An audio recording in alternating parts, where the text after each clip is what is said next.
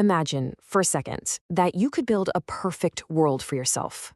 A true paradise, carved right out of the rugged American wilderness. Now, imagine watching it all go up in smoke.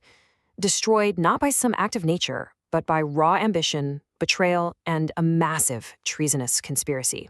Well, this is the story of that paradise and exactly how it was lost. So take a look at this. This is Blennerhassetts Island, right in the middle of the Ohio River. Back in the late 1700s, it became the home of one of the most incredible private residences in the entire American West. I mean, this place was an oasis of European culture in a land of rough-hewn log cabins. But all that beauty, it was masking a story of scandal, ruin, and a secret plot to literally tear the United States apart. So you have to be asking, how in the world did this earthly paradise even come to exist way out here? Well, our story doesn't start on the American frontier. It begins across the Atlantic, with a couple who were running away from their past. Let me introduce you to Harmon and Margaret Blennerhassett. They were incredibly wealthy, highly educated, and part of the Irish aristocracy. But they had a couple of big problems. First, Harmon was mixed up with some Irish revolutionaries, which, didn't sit well with the British authorities. And second, and this was the real scandal, Margaret was Harmon's own niece. Yeah, their marriage defied every social rule, so to escape the political heat and their outraged families, they sold everything and set sail for America. The contrast is just staggering. I mean, think about it. The America they landed in, especially the Ohio Valley, was the frontier. For almost everyone else, life was all about survival, building log homes, farming, just getting by. The Blennerhassetts, though, they spent about half of their enormous fortune building this massive 8,200 square foot Palladian mansion to recreate their European lifestyle. They filled it with art and books and spent their days on science, music, and throwing these huge, lavish parties. It was literally an island of unbelievable luxury in a sea of untamed wilderness. People at the time were just blown away. I mean, folks sailing down the Ohio River could not believe what they were seeing. They started calling the island Eden, or an earthly paradise. As the historian David McCullough put it, it was just completely incongruous. Here you have these aristocrats living a life of pure leisure in a land where everyone else was working from sunup to sundown just to survive. But that idyllic life, it was about to be completely shattered. In the words of the prosecutor who would later put them on trial, the state of Eden was perfect, right up until the serpent entered its bowers. And that's Harpent. Oh, he had a very, very famous name. So on the left, we've got Harmon Blennerhassett, rich, trusting, and honestly, probably a little naive. And on the right, that's Aaron Burr. Now, Burr was basically a political rock star who had completely fallen from grace. He'd been Thomas Jefferson's vice president, but his career imploded after he killed his arch-rival Alexander Hamilton in that infamous duel. He was ambitious, he was desperate, and he was looking for a whole new way to get back on top. So, in 1805, Burr starts heading west, floating right down the Ohio River. And when he stumbles upon this spectacular island mansion, you can just imagine him thinking, aha, there's my mark. He shows up, turns on his famous charm and captivating personality, and just completely wins over the Blennerhassetts. He had a grand plan, you see, and in Harmon, he found a very gullible and, more importantly, a very rich supporter. This quote from William Wirt, which he delivered at the treason trial, just perfectly captures this huge turning point. Burr, the charming destroyer, had found his way into their paradise. And just like that, the Blennerhassetts' quiet, beautiful world was about to become the headquarters for a conspiracy against the United States. Harmon Blennerhassett was completely captivated. I mean, totally hooked. He didn't just offer Burr a place to crash, he offered up his home, his reputation, and his entire fortune to Burr's cause. So what was Burr's plan exactly?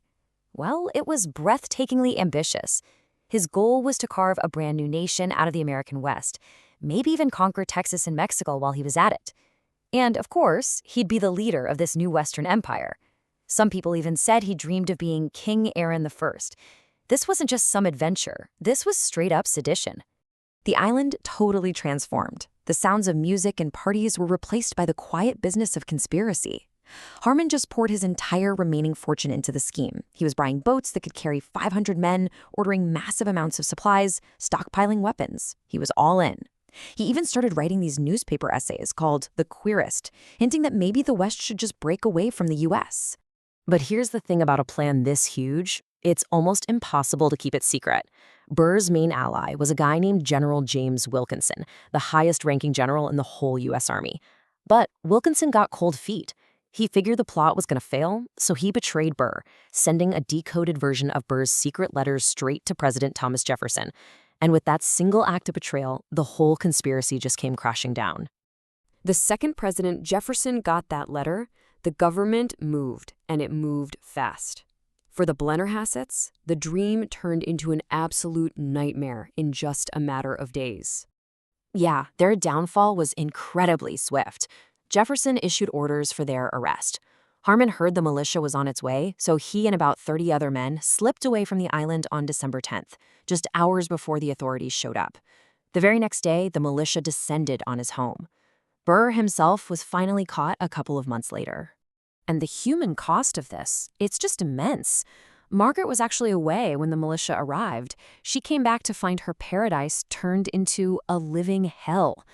The soldiers were drunk on her family's expensive wine, they were smashing furniture and stealing everything of value. She was terrified. She had to flee into the cold winter night with her children, leaving their dream home to the mob. So the conspiracy was over, but for the Blennerhassetts, the tragedy was really just beginning. The aftermath of this whole affair would haunt them for the rest of their lives. The trial was a huge deal, a national sensation. Chief Justice John Marshall himself was presiding. But here's the crazy twist. Burr and Blennerhassett were acquitted. The prosecutors just couldn't prove they'd committed an overt act of war, which is a very strict requirement for treason under the Constitution.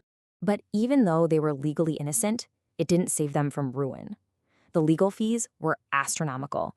Their beautiful mansion and everything in it had been either destroyed or sold off to pay their massive debts. So they were free men, but they had lost absolutely everything.